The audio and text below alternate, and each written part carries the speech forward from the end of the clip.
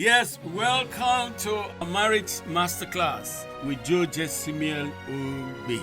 I've been in love for over 40 years with my wife. God has kept my wife and I for over 35 years in marriage.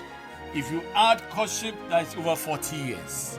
And I want to be sharing with you in this masterclass all the great things that we have engaged that worked for us in the course of marriage.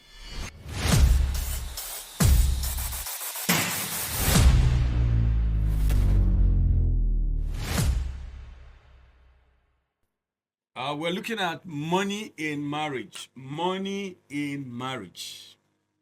Is money important in marriage? Yes, of course. Money is very, very important in life generally, not only in the area of marriage. You need money to go to school. You need money to eat. You need money to do so many things. The Bible tells us that money answereth all things. As such, the necessity of money in homes cannot be overemphasized. I remember when I got married to my wife several years ago, money was needed. I remember taking my family members all the way from Benue State down to River State. We had vehicles, bought so many things, transporting everybody down there. It costs so much to do that. So money is a necessity. It takes money to be married. It takes money to oil your marriage. It takes money. Money is very, very important. The Bible tells us that money is a defense. When you have money, you are experiencing a kind of defense. When somebody comes to you and is in need of money, and you are able to provide that money, that's a form of defense. That's a form of a defense. Defense against shame, defense against reproach, defense against all manner of things. To the glory of God, my wife and I were privileged to make money early in our marriage. I was working. I left work for business. When we started believing God for the fruit of the womb, we needed money to be able to seek for medical attention. I remember there was a particular hospital in Okpebi area of Lagos that they were charging us. They were charging us in dollars. Can you imagine that? They were charging us in dollars. If we didn't have money, we wouldn't be able to pay. Charging us in dollars, or they will do the conversion and we'll pay the money in naira. Money is required to do so many things. The question then is, how do we make money as a couple? Like I stated earlier on, we make money through businesses. Are there some businesses that you can do as a couple, as married folks? Yes. There's one of my sons in the Lord abroad. He was telling me how they started their business. They're into real estate, just the couple. And God has helped them over the years. They are really making it big time. They started as a couple. The lady was the one doing the work. The business. The husband was a banker. And when the real estate started picking up, he decided to leave and join hands with the wife. So they have a thriving real estate business today, to the glory of God. So as a couple, you can consider starting a business. It doesn't have to be a big business. You can start small, But one key thing that you have to understand is that money can bring, if there's no integrity, money can bring so much trouble, into family. I remember a particular school not very far from our house. The business was started by this couple, and they were thriving well. When money started coming, the man went out of the way, started having side chicks here and there, and the wife was not comfortable about it. Before you knew it, the thriving business collapsed. Now, when they didn't have money, when they didn't have that business, there was no wahala, there was no trouble at all. But when money started coming, you know, they started having issues. So if you are not the man, if you are not a man of integrity, or the woman is not a woman of integrity, and you are not transparent, to one another or to each other, it can bring a lot of problem. My wife and I, to the glory of God, we have been so transparent as far as our money is concerned. Very, very transparent. There's nothing. She knows what comes in. I know about her too. So there's no big deal, about it. But a situation whereby couples try to hide money here, I try to do that. Business money is business money, Business money is business money. You don't have to go and put your hand into the business, You can also get involved. Those of you who are internet savvy, you can go into that area. You can make a lot of money, particularly if you are very creative. You can create content, monetize the content on Instagram, on TikTok, on YouTube. And these days, if you make funny things, you can sell. Tell funny stories, true life stories. There's so many things that can make you make a lot of money through the internet. So both of you can sit down and say, okay, what do we really like? You, my wife, what do you like?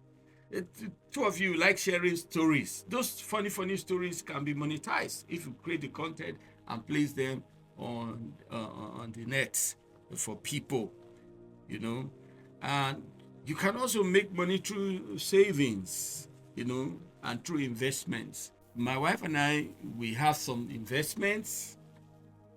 Like I was testifying the other day, that when we needed to complete the house we're building, the shares, the stock that I had in some of the companies, I had to sell them fast.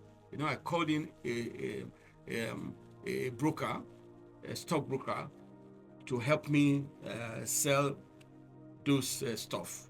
And after selling, I was able to make money to put into the project, the building project that we had going, So as a couple, there is something that you can do together. But try as much as possible to de-emphasize self. For you to survive and have a thriving business, have a thriving business, or anything that you're doing together as a couple, you must de-emphasize self and promote as much as possible transparency, accountability, promote trust. Because if your spouse start doubting you, oh, this such and such amount of money is put here, and you're already cornering it somewhere else, no, that business cannot survive at all. There's real money in real estate. Real money in real estate. So I'm not a consultant in that area, but you can seek for good consultants, people into real estate to be able to help you out.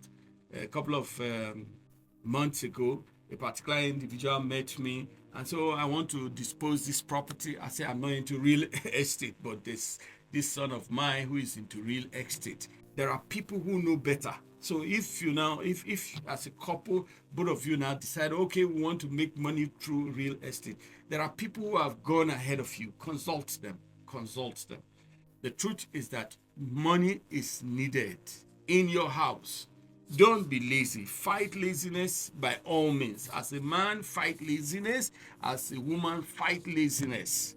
Fight laziness.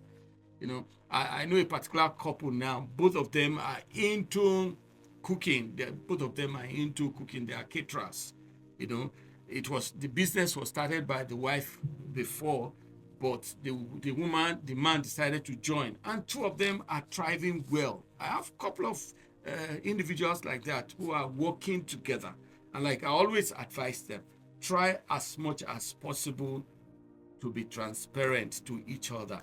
If you are taking money from the business, let it be well accounted for. Tell your spouse such and such amount of money is withdrawn with a view to doing this. We're doing this. I use it for this. Not that, it's my money. Oh, it's our money. I can spend it anyhow. No, it's unacceptable. By so doing, you will not be able to have money to save, and you will not be able to have enough money. You will not be able to have enough money to invest in other areas. What about teaching? You can teach. Yes, you can teach. One of my sons in the Lord called me from the U.S. to dedicate his house. They just bought a new house, and they called me all the way from the States to dedicate the house. And I say, what about the children? The children, they are having lesson. They're having lesson. I say, through Zoom, they're having lesson. Guess what? The teachers were hired from Nigeria. And my son in the Lord is paying those teachers. So as a woman, you can't sit down and at home and say, oh, whatever my husband brings is enough. No, it's unacceptable.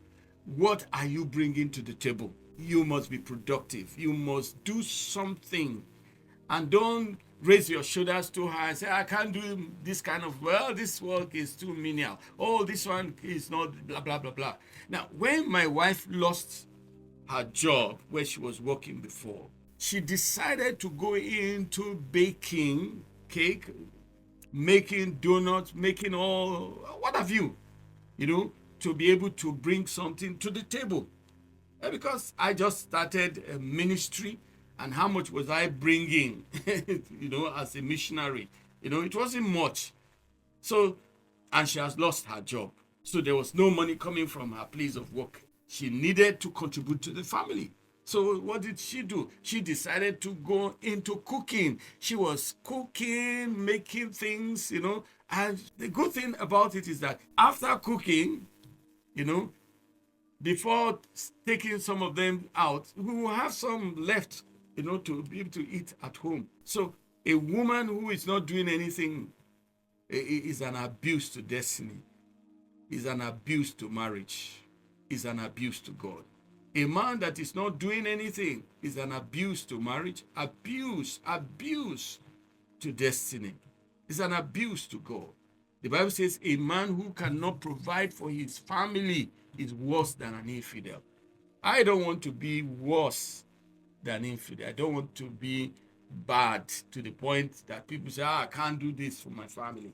No, consider your family first and foremost. And as you do that, God will bless you. You can make money through freelancing. So many people these days, they are freelancing. Seriously, everybody can get busy doing something. Everybody can. So as a couple, don't sit down and fold your hands. It's an abuse to destiny. It's an aberration. It's a taboo that you wake up in the morning as a husband, you are not doing anything. Your wife too is not doing anything. How will both of you eat? How will you eat? When it's time for you to pay the bills, how do you do it? It's unacceptable. Two of you must be busy doing something. Productive, of course, that will add value to the family. I pray that the Lord God Almighty will make you have a clear understanding that money in marriage is very crucial. Money is needed. Money is needed. You need money to be able to buy gifts for your spouse. You need money. You need money to pay the bills, children's school fees, so many things. You need money. So I pray that the Lord will bless you greatly to put to practice whatever I have taught you today. In Jesus' precious name.